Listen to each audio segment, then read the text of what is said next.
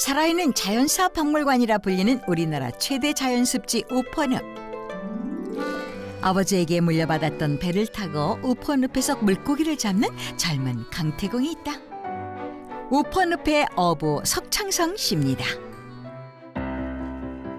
해마다 금어기가 풀리는 시기가 되면 경상남도 창녕의 우퍼늪에는 고기 잡는 어부들이 그 모습을 드러낸다. 축구장에 200배가 넘는 너른 습지를 산책하듯 돌아다니는 오늘의 주인공 석창성 씨. 벌써 물고기가 실려 있는데 이 물고기 이름이 뭐예요? 붕어입니다. 붕어. 지금철의 고기잡이가 이틀 전, 3일 전부터 시작했는데 원래 첫날처럼 많이 잡히진 않거든요. 오늘 영 덜 잡혔네.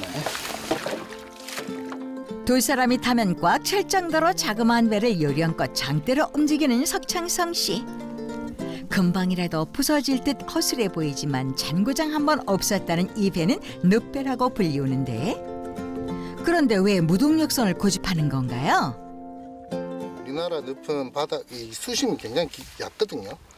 그래서 우리나라에 이 늪에 잘 다닐 수 있도록 만들어져 있는 건데, 우리나라 전통배라고 할 수 있죠.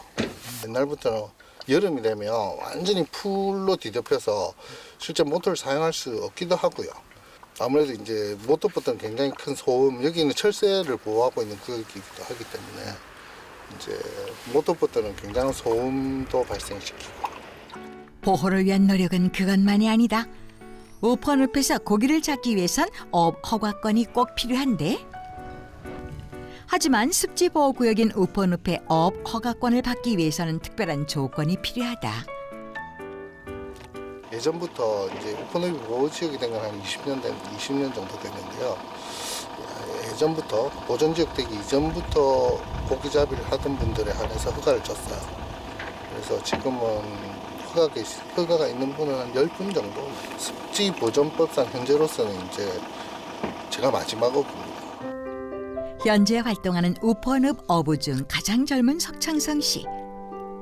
그가 어부의 일을 선택한 건 아버지 때문이었다. 저희 아버지가 어부시니까 아주 어릴 때부터 이제 제가 보고 자랐고, 또 이제 아버지가 연세가 많아지면서 제가 자연스럽게 어떻게 물려받게 됐어요.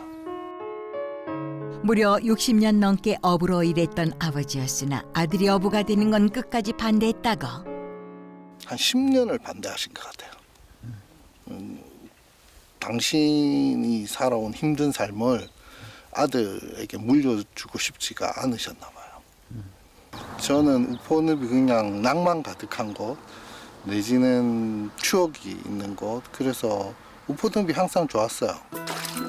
아버지는 아들의 고집을 꺾지 못했고 결국 어부가 된 석창성 씨. 매일매일이 행복한 그지만 딱 하나 근심거리가 있었으니.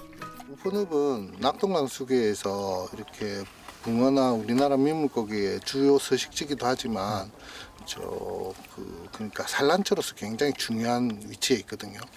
근데 이게 특히 뭐 베스나 블루길 같은 게 이제 치어나 알을 굉장히 많이 먹습니다. 토종 고기들한테 굉장한 위협이 되죠.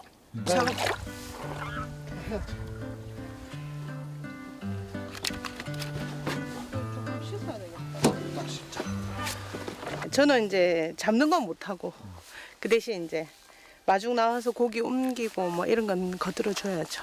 처음에 힘들었죠. 근데 하다 보니까 또 익숙해지고 시간이 지금 흘러서 지금은 괜찮아요. 이른 새벽부터 잡은 붕어를 함께 차로 옮기는 부부. 석창성 씨는 아내에게 고맙고 미안한 마음이 크다는데, 도시에서 나고 자란 아내가 이제 흔쾌히 시골 와서 생활해 주겠다고 해서 하는데 현실적으로 여러 가지 어려움이 있거든요. 육체적으로도 힘들고 그런 것들을 함께 해야 되니까 그런 것도 힘든 일이고. 지금은 다 좋아진 것 같아요.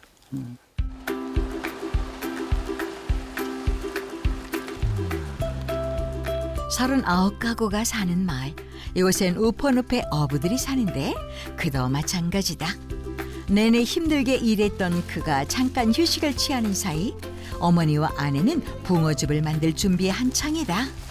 붕어 잡아온 걸로 저희가 이제 붕어즙을 내릴 거거든요. 총 지금 여기에서 들어가는 정도는 한 15가지 정도 되고요. 굴 안 가가고 그게 나 갖고 왔어. 시어머니가 말하지 않아도 알아서 척척 잘 해내는 며느리. 깨끗한 면포 위에 물로 씻은 붕어를 가득 담고 약초와 함께 푹 삶아주기만 하면 몸에 좋은 붕어즙이 완성된다는데 이제 남은 건 그저 시간과의 싸움뿐이다. 지금부터 오늘 이제 지금 저녁에 안 치니까 내일 오전까지 하거든요. 그러니까 보통 한 18시간 정도. 바쁜 일들이 모두 마무리된 오후. 고기 사간을 드러나려니까 힘들다. 뭘 좀 쓰고 하지. 어쨌든 위생적이어야지. 애초에 연애할 때부터 난 결혼하고 나면 아주 일찍 시골에 가서 부모님 모시고 살지도 모른다. 그럴 수 있겠나? 그러니까 뭐 그렇지 뭐 이렇게 하더라고요. 시골에 사는 게 어떤 건지 몰랐던 거죠. 아무것도 모른 채 그저 남편이 이끄는 대로 시작하게 된 시골 생활. 그 고기를 잡는 직업 이런 거에 대한 것보다 저희가 시시였거든요, 사실. 그때 학교 다니면서 계속 봐왔던 모습이나 이런 게 이제 직업하고 상관없이 이제 멋졌으니까. 사람이 매력이 있고 멋졌으니까 그런 걸 믿고 한 거죠.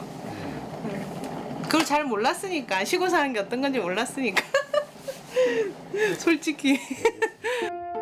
적응하지 못해 하루하루 힘들었던 때도 어느덧 지나가고 아이들 역시 별탈 없이 무럭무럭 건강하게 자랐다. 사실 우리 막내 아들 녀석은 아빠 보고 있으니까 어부하겠다고 하거든요. 그렇게 될지는 모르겠지만 근데 만약에 정말 시간이 흘러서 또 그 마음이 변치 않으면 저는 흔쾌히 우리 아들한테 어부의 길을 만들어 줄 수 있도록 노력할 겁니다. 멀리 떨어져 있는 것이 아니라 가까운 곳에서 발견한 소소하지만 확실한 행복. 그 행복을 느끼면서 그가 깨달은 게 있다는데. 결국 사람도 자연이더라고요. 우리는 그걸 너무 망각하고 우리 위주로 생각하고 결정하는 것 같아요. 근데 그것보다 훨씬 더 복잡하고 아름다운 질서가 그 자연 속에 있더라고요.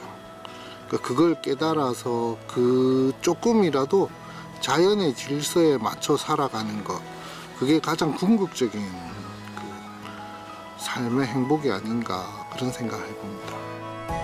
스스로 택한 삶을 사는 석창성 씨. 행복하세요.